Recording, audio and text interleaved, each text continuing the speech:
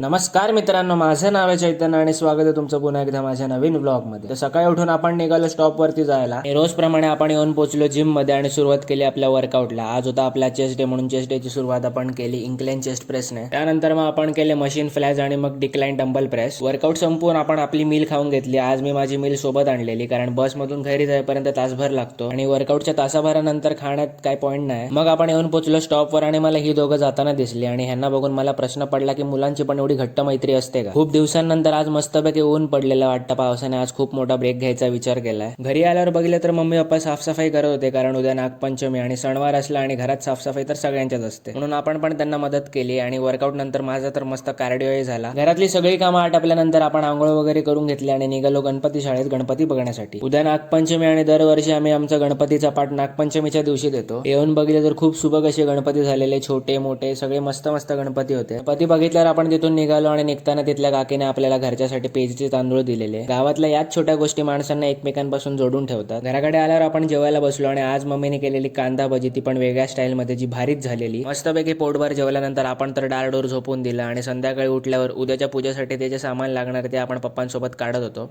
So that's it for today. जर video आवडला असेल तर व्हिडिओला नक्की लाईक करा, शेअर करा आणि सबस्क्राईब करायला विसरू नका. थँक्यू.